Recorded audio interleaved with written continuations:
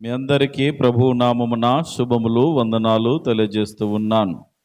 ఈ రోజున వాక్య ధ్యానము కొరకు రాజుల 2వ గ్రంథము 5వ అధ్యాయము 20వ వచనాన్ని చదువుకుందాం. అంతటా దైవజనుడైన ఎలీషాకు సేవకుడగు గెహజీ సిరియనుడైన ఈ నయమాను తీసుకుని వచ్చిన వాటిని అంగీకరించుటకు నా యజమానునికి మనస్సు లేకపోయెను గాని యెహోవా జీవముతోడు నేను పరిగెత్తుకొని పోయి అతనిని కలుసుకొని అతని యొద్ద ఏదైనాను తీసుకుందుననుకొని పరిగెడుతున్నాడు. రైట్. ఈ రోజున గెహజీ జీవితాన్ని పరిశీలన చేద్దాం. ఈ రాజుల గ్రంథంలో చాలా అద్భుతమైనటువంటి గొప్ప ప్రవక్తలుగా మనకు ఏలియా కనబడతాడు. ఏలియాకు అత్యంత ప్రియమైనటువంటి శిష్యుడు, చాలా నమ్మకస్తుడిగా పనిచేసినటువంటి శిష్యుడైనటువంటి ఎలీషా శిష్యుడు గెహజీ. ఈ 5వ అధ్యాయం అంతా కూడా సిరియా దేశపు సైన్యాధిపతి అయినటువంటి నయమాను మరియు ప్రవక్త ఇశ్రాయేలు దేశపు ప్రవక్త అయినటువంటి ఎలీషా, అతని శిష్యుడైనటువంటి గెహజీ, వీరి ముగ్గురి మధ్యలో జరిగినటువంటి సంఘటనలు ఈ రాజుల 2వ గ్రంథము 5వ అధ్యాయమందు లిఖించబడి ఉన్నవి. ఈ రోజున గెహజీ జీవితంలో నుండి కొన్ని అద్భుతమైనటువంటి పాఠాలు మరియు గుణపాఠాలు నేర్చుకోవలసినటువంటి అవసరత మనకెంతైనా ఉన్నది. కొంతమంది బైబిల్ గ్రంథంలో మనం పరిశీలన చేసినప్పుడు రోల్ మోడల్గా కనబడతారు, ఒక మాదిరికరమైనటువంటి వ్యక్తులుగా కనబడతారు. ఎస్, నేను ఇలాగూ జీవించాలి అనే విధంగా. కొంతమంది నో, నేను అలా జీవించకూడదు అని ఆ రీతిగా కూడా కనబడతారు. ఈ 2 కోవలలో 2వ కోవకు చెందినవాడు గెహజీ. ఈ గెహజీ ఎవరు అనంటే ఎలీషా శిష్యుడు. ఈ గెహజీ ఏమి మామూలోడు కాదు. ముఖ్యంగా మనము ఎలీషా గురించి ఆలోచన చేయాల. ఏలియా గొప్ప ప్రవక్త, ఆ ఏలియా శిష్యుడే ఎలీషా. ఏలియా 7 అద్భుతాలు చేశాడు. ఎన్ని అద్భుతాలు చేశాడు? ఏలియా 7 అద్భుతాలు చేశాడు. ఆయన మరణము చూడకుండా పరలోకమునకు ఆరోహణమైపోయాడు. ఈ శిష్యుడు ఎవరు? ఎలీషా అనే శిష్యుడు ఏలియాను మరణము వరకు నమ్మకముగా వెంబడించిన శిష్యుడు. సరే, ఇదంతా ఎందుకు చెప్తున్నానంటే ఇది ఎలీషా యొక్క సేవ విధానము ఎట్లా ఆరంభమైనది చెప్తా. అలా నమ్మకంగా ఆయన సేవలోనికి వచ్చాడు. అయ్యగారి ద్వారా దేవుని ఆత్మ పొందుకొని నమ్మకంగా సేవ చేస్తూ ఉన్నాడు. తను కొంతమంది శిష్యులను పోషిస్తూ ఉన్నాడు. ఒక పెద్ద టీం ఉన్నది ఆయన దగ్గర, సేవకులు ఎంతోమంది ఉన్నారు. ఇక ఈ ఎలీషా గారికి అతి ముఖ్యమైనటువంటి శిష్యుడు, సేవకుడు ఎవరు అనంటే గెహజీ. ఎవరు? ఈ గెహజీ కూడా మామూలు వాడు కాదు. ఒక రైట్ హ్యాండ్ లాగా అంటారు చూడండి, అట్లా ఏదన్నా పని పడిందంటే గెహజీ మనం చూసుకో, ఆ పని చెయ్యి అంటే అంత ఆ టీం అంతటికి ఇప్పుడు లీడర్ గెహజీయే. ఈ అయ్యగారికి ప్రత్యేకమైన వాడు, చిటికేస్తే అందుబాటులో ఉండేవాడు గెహజీయే. అయితే ఒక సందర్భం మనం చదవబడిన అధ్యాయంలో ఉన్నది. ఏంటంటే సిరియా దేశంలో సైన్యాధిపతి అయినటువంటి దేశ రాజుకు అత్యంత ప్రియమైనటువంటి సైన్యాధిపతి అయినటువంటి నయమాన్ అనే ఒక వ్యక్తి ఉన్నాడు. అతడు మంచి బలవంతుడు, యుద్ధంలో ఆరితేరినవాడు, యుద్ధం నైపుణ్యంగా చేయగలడు. కానీ అతనికి ఒక బలహీనత ఉన్నది. అదేంటంటే కుష్ఠరోగం ఉంది. చాలా రోజుల నుండి ఎన్నో ప్రయత్నాలు చేశాడు, ప్రయోజనంలే, కుష్ఠవ్యాధి తగ్గలే. ఇక ఇలాంటి పరిస్థితి ఉంటుండగా ఈ నయమాను ఇంటిలో ఈ ఇశ్రాయేలు చిన్నది ఒక అమ్మాయి, ఒక యవనస్తురాలు, ఒక టీనేజ్లో ఉన్నటువంటి యవనస్తురాలు పని చేస్తూ ఉన్నది.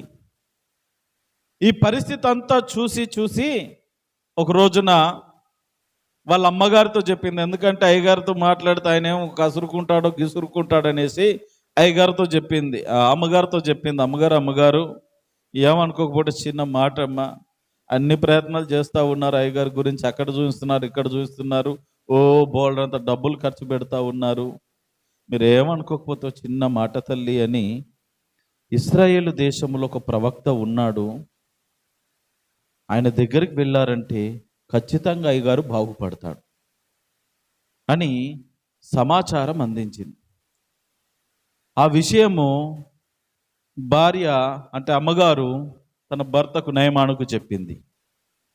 ఈ నయమాను వెళ్ళి సిరియా దేశపు రాజుకు చెప్పాడు. ఏంటి? ఎందుకంటే రాజుకు నయమాన్ అంటే చాలా ఇష్టం. కాబట్టి రాజు ఏం చేశాడంటే, మీరు 5వ వచనం చదివినట్లయితే, 5వ అధ్యాయం 5వ వచనం చదివినట్లయితే, ఇక్కడ 20 మణుగుల వెండి, 1,20,000 రూపాయల బంగారును, 10 దుస్తుల బట్టలను తీసుకొని కొంతమందిని దాసులకు ఇచ్చి ఇశ్రాయేలు రాజు దగ్గరికి పంపించాడు. ఎక్కడికి?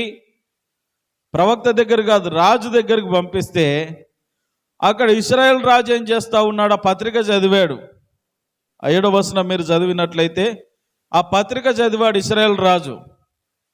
ఈ డబ్బులన్నీ తీసుకొని, ఇదంతా తీసుకొని, నన్ను బాగు చేయవయ్యా, నా కుష్ఠరోగం తీసేయానంటే ఈయన మహా ఫీల్ అయిపోయాడు. నేనేంది, నేను చేసేదేంటి, నేను బాగు చేయడం ఏంటయ్యా, నేనేమన్నా దేవుణ్ణా, నాకేంటి అంటే, అతడు యుద్ధం చేయడానికి ఏ రీతిగా వస్తున్నాడో చూడు అన్నట్టుగా తాను ఇంకో రీతిగా ఆలోచన చేశాడు. ఇదేదో గందరగోళంగా ఉన్నదనేసి ఎలీషా ప్రవక్త రాజు దగ్గరకు వచ్చి, ఏందయ్యా గందరగోళం, ఎందుకలా బట్టలు చింపుకుంటున్నావు, ఏం పిచ్చి పట్టినట్టు అరుస్తున్నావు ఏంటి అన్నాడు. ఎవరు? ప్రవక్త, దైవజనుడు ఒక ఇశ్రాయేలు రాజును అడుగుతా ఉన్నాడు. ఆ రోజుల్లో ఎలా ఉండేది అని అంటే, ఈ ప్రవక్తలకు, దైవజనులకు రాజులు భయపడేవాళ్ళు. అందుకో అంతో ఇంతో కాస్త దేశాలు బాగున్నాయి, పరిస్థితులు బాగున్నాయి రోజుల్లో. ఈ రోజున పక్కనాడే భయపడు. అసలు దైవజనుడు పక్కన పెట్టి అసలు దేవునికి భయపడి చేస్తాయి కదా. అందుకే ఈ రోజున దుస్థితి ఇలా ఉన్నది మనకు. రైట్, సరే.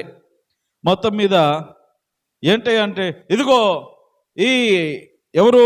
సిరియా దేశపు రాజు ఇవన్నీ పంపించి నయమానుకు కుష్ఠరోగం ఉన్నదంట, ఆ తీసేయమన్నాడు, నిన్నమన్నా దేవుణ్ణా అని అంటే, నేనెందుకే నా దగ్గరికి పంపించేది, నీ దగ్గరకు పంపించడం వాళ్ళకి తెలియదులే, సర్లే నేను చూసుకుంటా, ఆ కేసు నా దగ్గరకు పంపి అన్నాడు. సరే పంపించారు.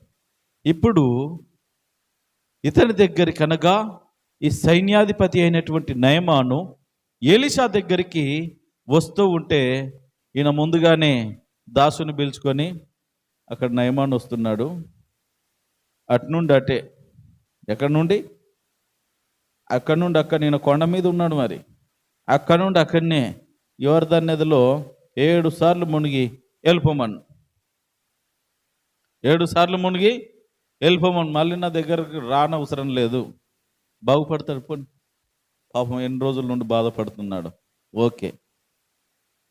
ఈ శిష్యుడు వెళ్ళి అక్కడ చెప్పాడు, ఒక దాసుడు వెళ్ళి ఎలీషా దగ్గర నుండి అతనికి వర్తమానం చెప్పాడు. అయ్యా, మా యజమాని ప్రవక్త గారు చెప్పాడు, మీరు వెళ్ళి యోర్దాను నదిలో 7 సార్లు మునిగి వెళ్ళండి, మీ దేహం అంతా బాగైపోతుంది, మీ కుష్టు పోతుంది అని అన్నాడు. ఈ నయమానుకు పిచ్చి కోపం వచ్చింది. దేని కొరకు? ఏంటి, నన్ను 7 సార్లు యోర్దాను నదిలో మునిగెళ్ళమంటాడా? ఎంత ధైర్యమైనకు, నేనెవరో తెలుసా? సైన్యాధిపతిని. నా బలం ఏంటో, నా బలగం ఏంటో, నా స్థాయి ఏంటో, నా స్థితి ఏంటో తెలుసా అన్నట్టుగా ఈయన విరవిగిపోతా ఉన్నాడు. ఈయన బాధ ఏంటయ్యా అని అంటే, మీరు గమనించినట్లయితే ఈ 10వ వచనంలో ఏదో కొంచెం 10-11 వచనాల్లో మనం గమనించినట్లయితే వచ్చి, ఇలా రావయ్యా, ఏమైంది నీకు? కుష్ఠరోగమా? లేకపోతే ఏదన్నా కర్ర తీసుకొని, ఏదన్నా ఆకులాగా తీసుకొని ఇట్లా ముట్టి తూతూ మంత్రం, తుమ్మకాయ మంత్రం అంటాడేమో, లేకపోతే ఇలా తాకి ఏమన్నా బాగు చేస్తాడేమో అనేది ఈయన ఫీల్ అయ్యాడు. ఇదే కనీసమైన ముఖం కూడా చూడలే, ఆయన ఎవరో తెలీదు, అక్కడి నుండి అక్కడనే వెళ్ళమంటాడా? ఎంత ధైర్యం అన్నట్టుగా వాని దగ్గర పోయేదేంది, ఏడమునుగా నేను చక్కగా ఇంటికి పోతా అని అలా పోతా ఉంటే తన దాసుల్లో ఒకడు, అయ్యా తప్పేముంది ఆయన అన్న దాంట్లో? ఎలీషా గారు అన్న దాంట్లో తప్పేముంది? ఆయన తప్పుడు మాట మాట్లాడలేదయ్యా. ఒకవేళ నేను ఇది చేస్తాను, నాకు ఇన్ని కోట్లు కావాలని, లక్షలు కావాలంటే ఇస్తావా? ఇవ్వవా? ఇస్తాను. మరి నిన్ను కోట్లు అడగలేదు, లక్షలు అడగలేదు, ఏం వెండి బంగారం ఏం అడగలేదు కదన్నయ్యా. నువ్వు ఇంత తీసుకొచ్చినా అది తీసుకురమ్మని అనలేదు. ఏదో 4 సార్లు మునిగి వెళ్ళమన్నాడు, బాగైతావని చెప్పాడు కదా.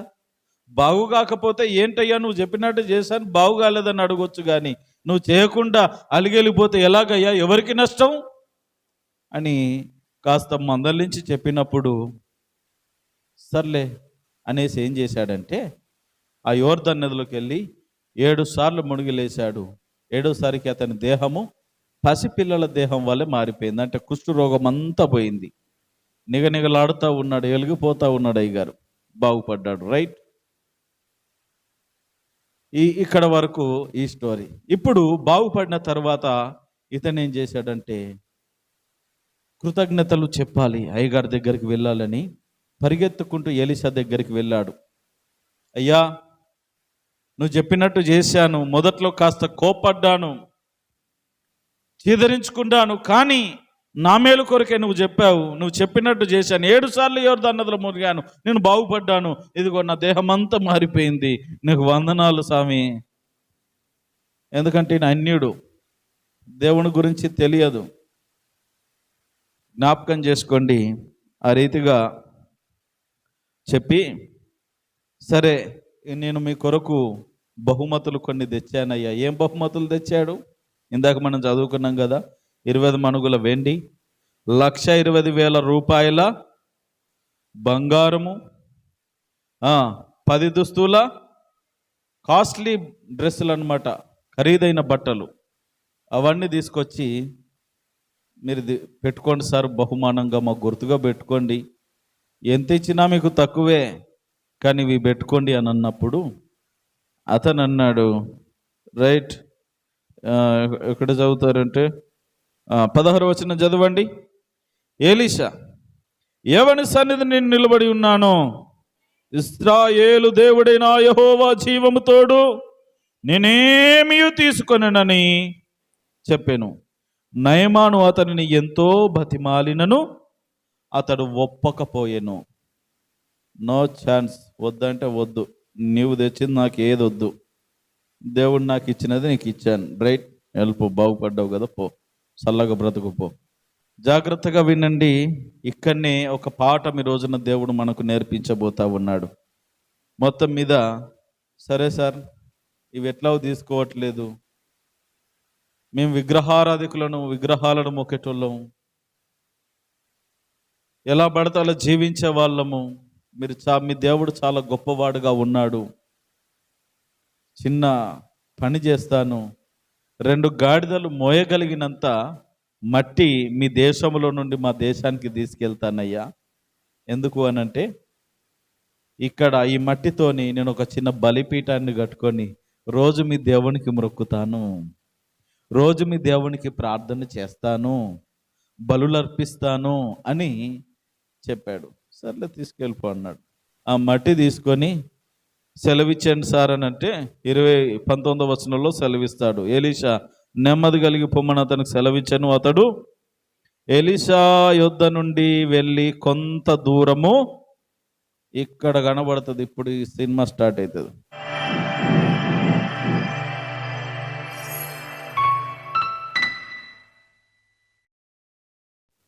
రైట్, ఇప్పుడు ఎవరు? ఇక్కడ వరకు మీరు గమనిస్తే గెహజీ యొక్క పలుకు ఈ అధ్యాయంలో కనబడదు, ముందటి అధ్యాయంలో కనబడుతుంది. కానీ గెహజీ ఇప్పటి వరకు 19వ అధ్యాయం తప్ప 25వ అధ్యాయంలో 19 వచనాల్లో గెహజీ ఎక్కడ కనబడడు, ఇప్పుడు కనబడుతున్నాడు. ఇదంతా సీన్ అంతా చూశాడు ఇక్కడ. ఏంటి ఈ జరిగిన సంఘటన? ఇప్పుడు నేను ఏదైతే వివరించుకుంటూ వచ్చానో ఇదంతా ప్రత్యక్షంగా చూశాడు. ఆయన డబ్బులు తెచ్చిస్తే వద్దన్నాడు, బట్టలు తెచ్చిస్తే వద్దన్నాడు, వెండి బంగారం తెచ్చిస్తే వద్దన్నాడు.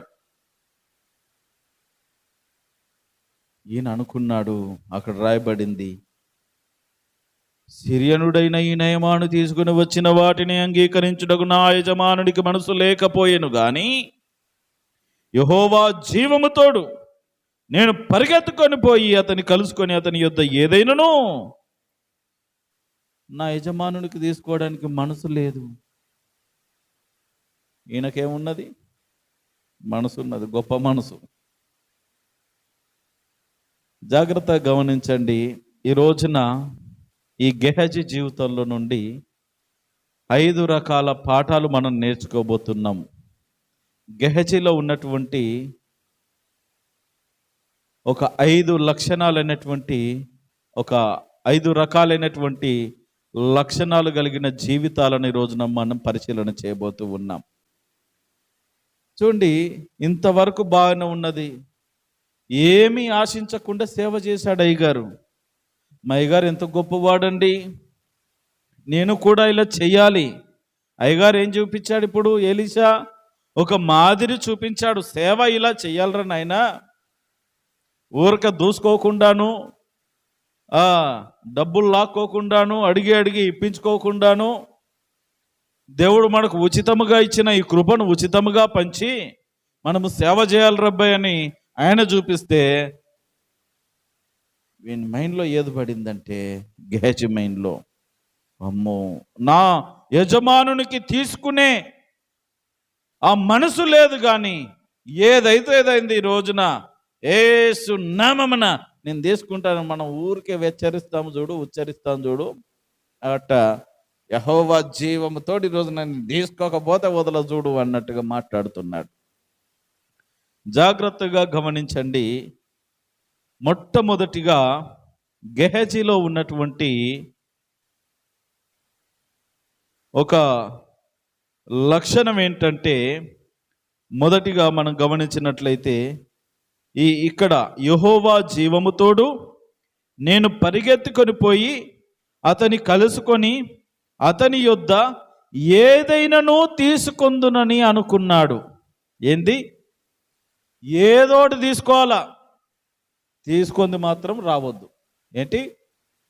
ఏదో ఒకటి తీసుకోవాలా. దురాశ జీవితం ఉన్నది గెహజీకి. ఏం జీవితం ఉన్నది? దురాశ. ఒకవేళ అవసరం ఉంటే ఏం చేయాలి?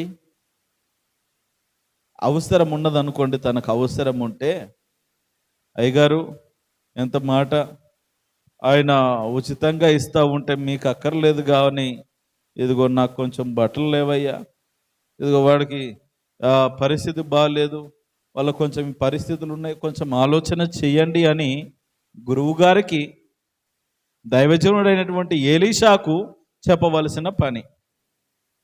ఆహా, అయ్యగారిని పక్కన పెట్టేశాడు, రంగంలోకి దిగాడు. ఏదేమైతేనేం ఈ రోజున ఏదో ఒక వస్తువు తీసుకొని రావాలా. ఒక దురాశ జీవితాన్ని గెహజీ కలిగి ఉన్నాడు. తర్వాత గమనించండి, 21వ వచనం. నయమానును కలుసుకొనుటకై పోవుచుండగా నయమాను తన వెనుక నుండి పరుగున వచ్చుచున్న వానిని చూచి తన రథము మీద నుండి దిగి వానిని ఎదుర్కొని, క్షేమమా? జాగ్రత్తగా వినండి. ఏదైనా ఒకడు పొందుకోవాలనే దురాశ కలిగి ఇప్పుడు ఏం చేస్తా ఉన్నాడు? గుర్రాలు ఎట్లా పరిగెడతాయి? రథములు. ఆ గుర్రాలు వెనుక ఈ పరిగెడతా ఉన్నాడు గెహజీ. పరిగెడతా ఉన్నాడు. మరి ఈ రోజుల్లో ఇప్పుడు ప్రతి బండికి వెనక ఏమొస్తుందో కనబడడానికి అద్దాలు ఉన్నాయి. ఆ రోజుల్లో ఏం అద్దాలు లేవు. పాపం వెనక్కి తిరిగి చూశాడు, ఏదో బుసలు కొట్టుకుంటూ పరిగెత్తుకుంటూ వస్తున్నాడు, ఎవడు రైడు అని వెనక్కి చూస్తే, ఎందుకంటే కాస్త గుర్తు ఈయనకు పరిచయం లేదు, కానీ అయ్యగారు పక్కనే ఉంటాడు కదా, పెద్ద అయ్యగారు పక్కనే ఉంటాడు కదా, కాస్త ముఖం చూసినప్పుడు ఎవరెవరో వీని ఫేస్ ఏదో ఇందాక చూసినట్టు ఉంది. ఎలీషా శిష్యుల్లో ఒకడు కదా, ఒక నిమిషం బండి అంటే బండి ఆపాడు. పరిగెత్తుకొని బుసలు కొట్టుకుంటూ వస్తూ ఉన్నాడు.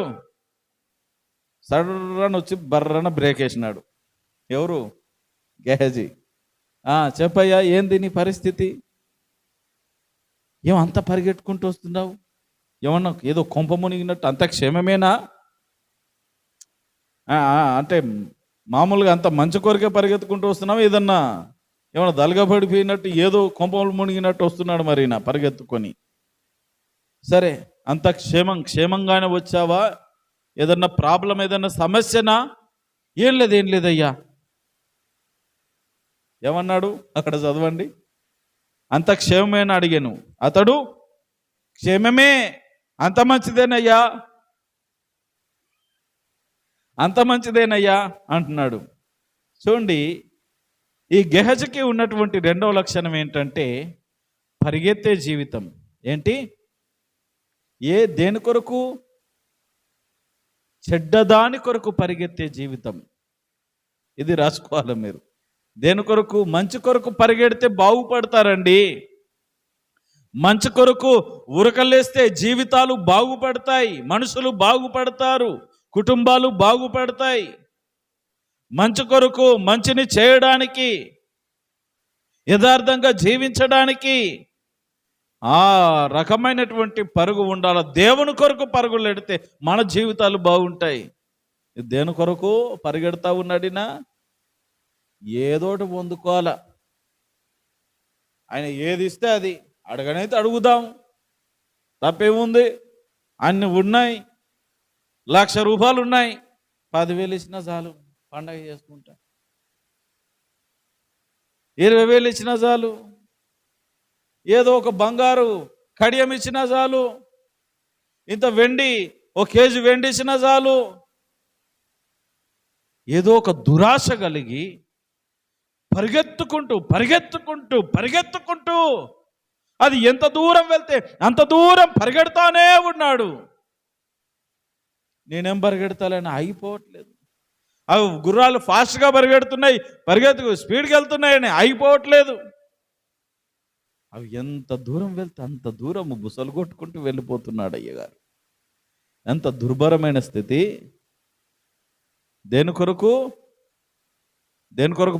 పరిగెడుతున్నాడు? చెడ్డదాని కొరకు, చెడు కొరకు, మంచి కొరకు కాదు, చెడ్డదాని కొరకు, చెడ్డదానిని ఆశించి పరిగెడతా ఉన్నాడు. మూడవదిగా మనం గమనించండి, 22వ వచనం ఫాస్ట్గా చదవండి. నా యజమానుడు నా చేత వర్తమానము పంపి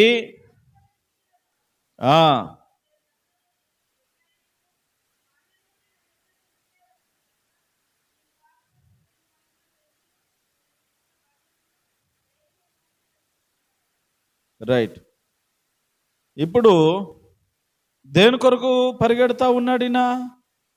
ఏదో ఒకటి పొందుకోవాలండి. అంత క్షేమంగానే వస్తున్నావా? క్షేమమే సార్. రైట్.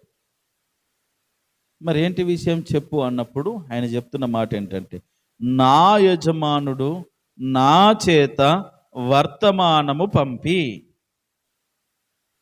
చెప్పిన మాట ఏంటంటే, ఇదిగో ప్రవక్తల శిష్యుల్లో 2 యవనస్తులు ఎఫ్రాయిం మన్యం నుండి నా యొద్దకు ఇప్పుడే వచ్చిరు గనుక వారి కొరకు 2 మణుగుల వెండియు 2 దుస్తుల బట్టలను దయచేయమని సెలవిచ్చుచున్నాడు.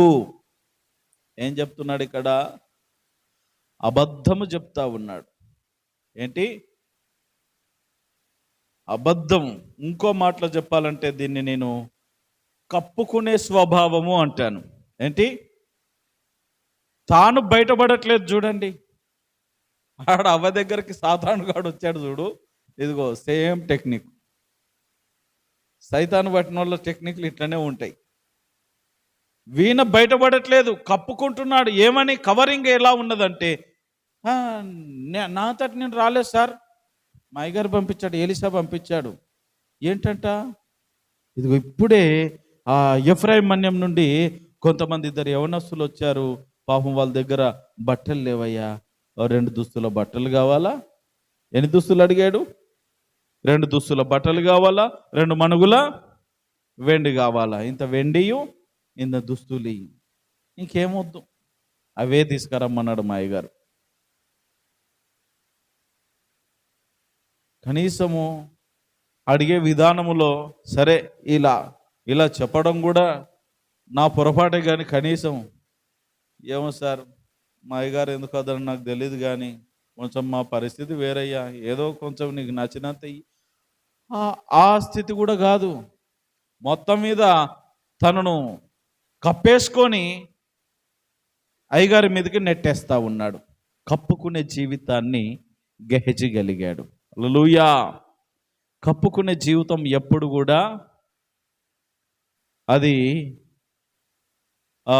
అలాగే ఉండదు. ఏదో ఒక రోజున కప్పబడింది ఏమవుతుంది? విప్పబడుతుంది, బట్ట బయలైపోతుంది. అందుకని జీవితాలను, మన క్రియలను కప్పుకోవద్దు. అది ఏదో ఒక రోజు బట్ట బయలైపోతుంది. జాగ్రత్త.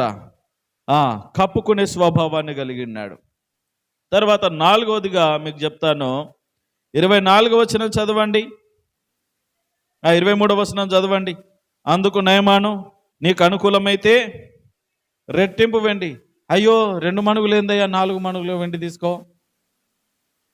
ఎందుకు 2 మణుగులు అడుగుతున్నావు? 4 ఇస్తా, తీసుకో.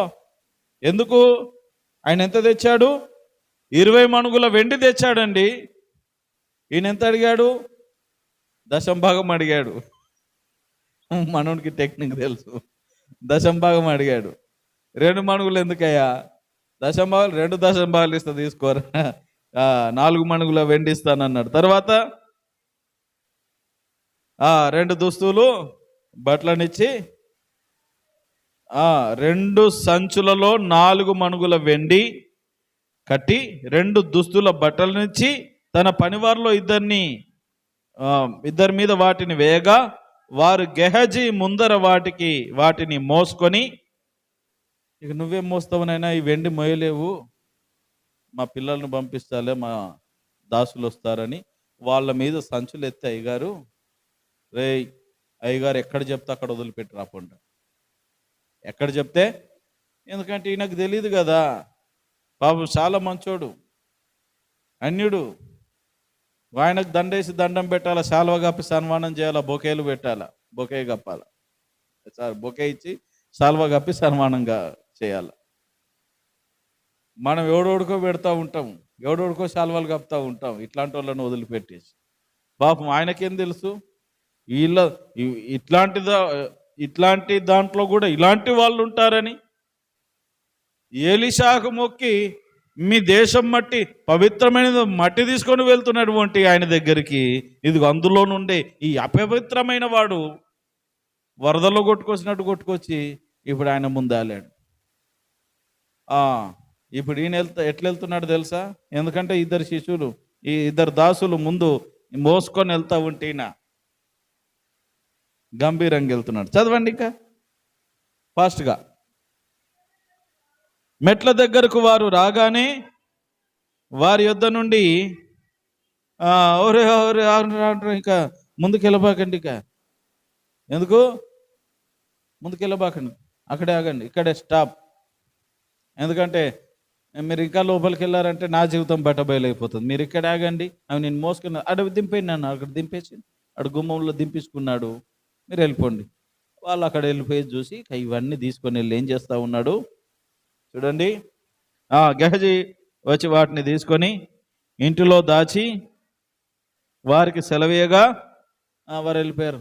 వెళ్ళిపోండి, మీరు వెళ్ళిపోండి. ఇక గమనించండి ప్రేమణ దోంబిడ్లారా, 25వ వచనమా, అతడు లోపలికి పోయి తన యజమానుని ముందర నిలువగా ఎలీషా వానిని చూచి, ఎక్కడ నిలబడ్డాడు చూడండి, మళ్ళీ గమనించారా? ఫస్ట్ నయమాను ఎలీషాతో మాట్లాడుతున్నప్పుడు పక్కనే ఉన్నాడు. ఎప్పుడైతే నువ్వు ఒప్పుకోకుండా పంపించేశాడో, ఒక్క నిమిషం సార్, చిన్న బ్రేక్, చిటికలో వస్తా అన్నాడు. చిన్న బ్రేక్ సార్, చిటికలో వచ్చేస్తా, ఒక్క నిమిషం అట్ట వెయిట్ వస్తా అన్నాడు. అయిపోయా, ఒక్క నిమిషంలో మటు మాయం చేసేసినాడు మహానుభావుడు. ఎక్కడ దొరుకుతారండి? ఏర్పడకుండా ఆ ఇంట్లో గప్పేసుకొని దాచిపెట్టుకొని ఏర్పడకుండా అయిపోయింది సార్, వెళ్ళిన పని అయిపోయింది, మళ్ళీ ఏర్పడకుండా. ఎందుకంటే అయ్యగారి దగ్గర కోసం వాళ్ళ చేతులు కట్టుకొని భక్తితో ఉండాలా. వందనాలు సార్. ఏమున్నది అనంటే ఇతని దగ్గర 4వదిగా నటన జీవితం. ఏంది? నటించే జీవితం ఉన్నది. దురాశ జీవితం, చెడు కొరకు పరిగెత్తే జీవితం, కప్పుకునే జీవితం, నటన జీవితం. అంటే ఇంకా ఇక్కడికి వచ్చి ఏం చేస్తా ఉన్నాడంటే, నేను మీ వాడినే, నాకు ఏమీ తెలియదు, నేను చాలా మంచివాడిని అన్నట్టుగా అలా నటిస్తూ యజమానుని దగ్గరికి చేరాడు. అయ్యగారికి తెలుసు కదా, ఇప్పుడు చదవండి. అంతటా ఎలీషా, గెహజీ నువ్వెక్కడి నుండి వచ్చావు అడిగినందుకు వాడు, నీ దాసుడనైన నేను ఎచటికి పోలేదు. ఎచటికి పోలేదా? ఎచటికి పోలేదా? ఎచటికి పోయాను, అచటికి పోయాను కదా, వెండి కొరకు పోయాను కదా, వస్త్రముల కొరకు పోయాను కదా. ఇక్కడేమి చెప్పుచున్నాడు? నేను ఎచటకి పోలేదు, నేను ఇచటనే ఉన్నాను అంటే ఎలీషా ఏమన్నా పిచ్చోడా? ఆయన ఏమన్నా గుడ్డోడా? తెలీదా? ఇడేం చెప్తా ఉన్నాడంటే అబద్ధం చెప్తా ఉన్నాడు. ఎక్కడికి పోలేదయ్యా అంటే మరి అబద్ధమా కాదా? అబద్ధపు జీవితం ఉన్నది గెహజీలో. ఏంటి? ఇలాంటి జీవితాలుంటే ఏడ బాగుపడేది మనిషి? దురాశ ఉన్నది, చెడు కొరకు పరిగెత్తే జీవితం ఉన్నది, కప్పుకునే స్వభావం ఉన్నది. ఇదిగో నటించే జీవితము, అబద్ధపు జీవితాన్ని ఈ గెహజీ కలిగి ఉన్నాడు. అప్పుడు ఎలీషా అన్నాడు, అంతటా ఎలీషా వానితో, ఆ మనుష్యుడు తన రథము దిగి నిన్ను ఎదుర్కొనుటకు తిరిగి వచ్చినప్పుడు నా మనసు నీతో కూడా రాలేదా? ఏ మనుషుని దగ్గరికి వెళ్ళావో నాకు తెలియదు అనుకుంటున్నావా? ఏ రథం వెంట నువ్వు పరిగెడుతున్నావో నాకు తెలియదు అనుకుంటున్నావా? దేని కొరకు ఆశించి అత్యాశ పరుడవై దురాశ కలిగి పరిగెట్టావో, దేన్ని మోసుకొని వచ్చావో, వాళ్ళను ఏ రీతిగా మాయ చేసి మభ్య పెట్టావో ఏంటి? పాపం ఆ తెలియని యజమానుడు నయమాను పరిగెత్తుకుంటూ వచ్చి, ఏం కావాలి సార్ అని నిన్ను అడిగినప్పుడు, ఏం నేను అక్కడ లేననుకున్నావా? ఏం సార్ మీరు ఇక్కడే ఉన్నారు కదా, మీరు ఎప్పుడు వచ్చారు? ఏంటి మీరు ఎప్పుడు వచ్చారు? మరి వెళ్ళాడా ఎలీషా? వెళ్ళాడా? వెళ్ళలేదు కదా. మరి ఈయనకెలా తెలుసు? అదే దైవ జ్ఞానం. దేవుడు దైవజనులకిచ్చే, ప్రవక్తలకిచ్చే ఒక మహోన్నతమైన దైవిక జ్ఞానం అది. మన పిల్లల చుట్టూ తల్లిదండ్రుల మనసు ఏ రీతిగా వారి పిల్లల చుట్టూ ఎప్పుడు ఎక్కడున్నారు, ఏం చేస్తున్నారని తెలుసుకుంటారో, దైవజనులు కూడా ఇదిగో తన ప్రజల చుట్టూ, విశ్వాసుల చుట్టూ, ఇదిగో ఎవరైతే వారిని అనుకరిస్తున్నటువంటి, నమ్మకముగా బ్రతుకుచున్నటువంటి ఆ శిష్యుల చుట్టూ కూడా ఉంటుంది. దైవజనులకు తెలుసు, సరైనటువంటి దైవజనులకు తెలుసు ఎవరెక్కడ ఉంటున్నారు, ఏం చేస్తున్నారు, ఎలా బ్రతుకుతున్నారు, ఎలా మాట్లాడుతున్నారు, ఏ విషయంలో తప్పిపోతున్నారు అన్నీ గమనిస్తూనే ఉంటారు. వారు గమనించకపోయినా దేవుని ఆత్మ వారికి బయలుపరుస్తూనే ఉంటుంది. ఇదిగో ఏం నేను రాలేదనుకున్నావా, నా ఆత్మ నీ దగ్గర లేదనుకున్నావా, నువ్వెప్పుడు వచ్చావయ్యా, నాకంతా తెలుసు. నువ్వు నయమాన్ దగ్గరికి వెళ్ళింది నాకు తెలుసు. అతని దగ్గర ఆ వెండి, ఆ వస్త్రాలు తీసుకొని వచ్చి నీ ఇంట్లో దాచిపెట్టుకున్నది ఇప్పుడు ఏం తెలియనట్టుగా చేతులు కట్టుకొని వచ్చేది కూడా నాకు తెలిసే, అని జీవితం అంతా నాకు తెలుసు. అప్పుడు చూడండి, రైట్. ద్రవ్యము, వస్త్రములను, ఒలీవ చెట్ల తోటలను, ద్రాక్ష తోటలను, గొర్రెలను, ఎడ్లను, దాసదాసీలను సంపాదించుకోవడానికి సమయమా? ఏం సంపాదించుకోవడానికి వచ్చావా నువ్వు? సేవ చేయడానికి కాదా? ఏం అధికారం కొరకు వచ్చావా? అధికారం కొరకు వచ్చావా? సేవ చేయడానికి కాదా? ఏదో కలుగుతుంది, ఏదో లాభము, ఏదో ఆశించి దురాశపరుడవై, దురాశపరురాలవై వచ్చావా? ఏదయ్యా, ఇదేనా నువ్వు నా దగ్గర నేర్చుకున్న సేవ? చచ్చ, ఇది మంచి పద్ధతి. కాబట్టి నయమానుకు కలిగిన, ఇంత ఘోరమైన పాపం చేసావు కాబట్టి నయమానుకు కలిగిన కుష్టి, ఆయనకు పోయిన కుష్టి నీకు వచ్చును గాక అన్నాడు. అయితే చదవండి క్రింద వచనం. కాబట్టి నయమాను కలిగిన కుష్టు నీకును నీ సంతతికి నీ సర్వకాలము అంటియుండును గాక అని చెప్పగా, వాడు మంచు వల్ల తెల్లనైన కుష్ఠము కలిగి ఏలీషా నుండి బయటకు వెళ్ళెను. ఏం జీవితం అండి ఇది! దేవుడు గెహజీకి ఎంత గొప్ప ఆధిక్యతనిచ్చాడు. ఏలీషా పక్కన నిలబడడం అంటే మామూలు విషయం కాదు.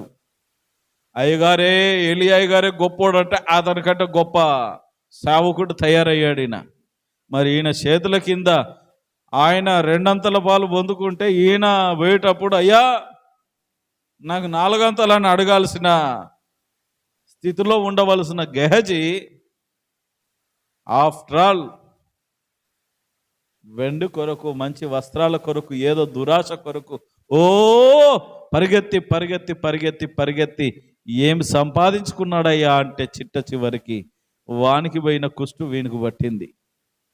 గమనించండి, అక్కడ రాబడిన మాట ఇతను ఒక్కనికే కాదు, సంతానం అంతటికి జీవితకాలం, సర్వకాలం. ఇప్పుడు ఎవరన్నా కుష్ఠరోగులు ఉన్నారంటే గెహజీ కేటగిరీకే వస్తుంది. తప్పు వాళ్ళు చేయలేదు, కానీ ఇదిగో మహానుభావుడు మొదలు పెట్టాడు.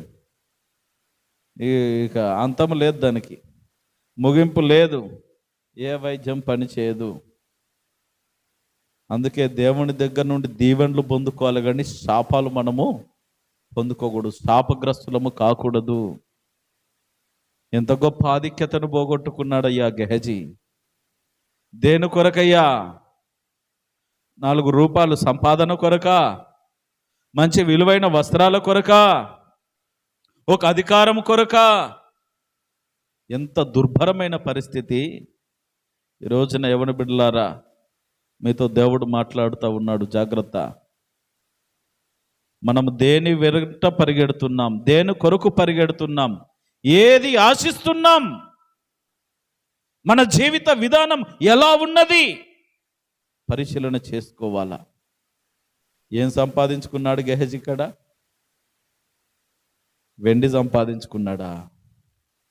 2 మణుగుల వెండి అడిగితే 4 మణుగుల వెండి వచ్చింది. 2 సంచులు నిండాయండి. ఒక సంచి కొరకు పోతే 2 సంచుల వెండి వచ్చింది. ఒక వస్త్రం అన్న మంచి ఖరీదైన వస్త్రాలు దొరుకుతాయి అనుకుంటే రాజవస్త్రాలు 2 ఖరీదైనటువంటి వస్త్రాలు వచ్చాయి. ఆహా, ఎవరికి తెలుస్తుందిలే. ఏయ్, గుమ్మం వరకు తీసుకొచ్చి ఆయన ఒక్క నిమిషం ఈయనే ఉండండి, మీకు కూడా చిన్న బ్రేక్, చిటికలు వచ్చేస్తాను, లోపల దాచిపెట్టుకొని బాబు వెళ్ళండి ఆయన, థ్యాంక్ యూ వెరీ మచ్, అంత దూరం నుండి ప్రయాసపడి తీసుకొచ్చారు, మీకు చాలా ధన్యవాదాలు, కృతజ్ఞుడు. ఏమన్నా నీళ్లు తాగుతారా? మరి ఆ రోజుల్లో ఈ ఫ్రిడ్జ్లో ఇవన్నీ ఉంటే కానీ కూల్ డ్రింక్ కూడా థమ్స్అప్, కోకోకోలా ఇచ్చి సాగనంపేవాడు. ఎందుకంటే ఇంత వచ్చింది కదా, పాపం లేనట్టుంది, మంచి నీళ్ళు కూడా వేయలేదు. ఓకేనైనా సెలవు, గాడ్ బ్లెస్ యూ, వెళ్ళండి. ఎందుకంటే వాళ్ళని పంపిస్తే కానీ ఈయన అక్కడికి వెళ్ళడానికి వీల్లేదు. ఎందుకు? మళ్ళా స్టడీగా ఉండాల టయానికి. ఈ రోజున ఏం చేసి వస్తున్నారు మందిరానికి? దేవుడు ప్రశ్నిస్తున్నమాట. ఏం చేసి వస్తున్నారు? ఎక్కడికి వెళ్ళి వస్తున్నారు? ఏ విధానంలో వస్తున్నారు? ఈ 3 ప్రశ్నలకు చేరిన యవన బిడ్డలారా, ఈ మైకు శబ్దం ద్వారా వింటున్నటువంటి విశ్వాసులారా, మిమ్మల్ని మీరు పరీక్ష చేసుకునండి. ఎక్కడికి వెళ్ళి వస్తున్నావు? ఏం చేసి వస్తున్నావు? దేని కొరకు పరిగెత్తి ఏం తెలియకుండా ప్రభువా అని మళ్ళా పలుకుతా ఉన్నావు. ఈ విషయాలను మనం పరిశీలన చేసుకొని మన జీవితాలను సరి చేసుకొని ఆ సరిచేయబడిన జీవితాన్ని మన ప్రభువుకు అర్పించుదాం. ఈ 5 రకాలైనటువంటి జీవితాలు, జీవిత వైఖరి లక్షణాలు ఎవరిలో ఉన్నాయి? గెహజీలో ఉన్నాయి. ఇవి మంచిగా అంటారా? మరి అవి మీలో ఎన్ని ఉన్నాయి? పరీక్ష చేసుకోండి. మొదటిదేంటి? దురాశ. రెండవది చెడ్డదాని కొరకు పరిగెత్తడం. మూడవది కప్పుకునే స్వభావం. నాలుగవది నటించే జీవితం. ఐదవది అబద్ధపు జీవితం. ఈ 5 లక్షణాలు కలిగి ఏం తెచ్చుకున్నాడు? కుష్ఠరోగం. తాను కాదు, వచ్చిన తరతరాలను కూడా చంపినోడు అయిపోయినాడు. అందుకని నీవు దీవెనకరముగానే బ్రతకాలి. హల్లెలూయా. ఆ దీవెన నీకు తరతరములకు వస్తుంది.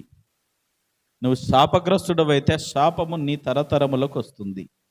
అందుకని నీ జీవితం మీద ఎన్ని తరాలు, ఎన్ని ఫ్యామిలీలు ఆధారపడి ఉన్నావో, వాడెట్లా బతుకు, మనం ఎట్లా పడితే అట్లా బతుకుదామని అంటే మాత్రం జాగ్రత్త. కాబట్టి గెహజీలాగా ఉండొద్దు. ఉంటే గింటే ఏలీషాలాగా పట్టుదల కలిగి చావైన బ్రతుకైన దేవుని కొరకు బ్రతుకుతాను, నాణ్యమైన సేవ చేస్తాను, దేవుడు నాకు అప్పగించిన పనిని నేను యథార్థంగా ఏది ఆశించకుండా నేను చేస్తానని ఆ పట్టుదల కలిగి మనము బ్రతకాల తప్ప ఎక్కడ ఏమొస్తుందా, ఎక్కడి నుండి ఏం దొరుకుతుందా, దీంట్లోకి పోతే ఏమొస్తుందా, దాంట్లోకి పోతే ఏమొస్తుందా అని గనక నీవు ఆలోచన చేసి జారిపోయావంటే గెహజీ శాపమే నీకు ప్రాప్తిస్తుంది. కాబట్టి గెహజీలాగా బ్రతకకండి, ఎలీషాలాగా బ్రతకండి, నయమానులాగా మారు మనసు పొంది బ్రతకండి. నయ్యమండి మారు మనసు పొంది వెళ్ళిపోయాడు. ఆయనకు వచ్చింది మారు మనసు, కానీ ఈయనకి రాలే. మరి ఏ మాట కామాట తప్పేం చేశారని కూడా ఒప్పుకోవట్లేదు చూడండి. అందుకని ప్రేమణదం బిడ్డలారా, జాగ్రత్తగా ఉండాలి. ఎలీషా వంటి ఆ జీవితాన్ని దేవుడు మీకు అనుగ్రహించి గెహజీ వంటి ఈ లక్షణాలు మీలో నుండి దేవుడు కొట్టివేసి మీరు దాంట్లో నుండి వైదొలుగుదురుగాక. ఆమేన్.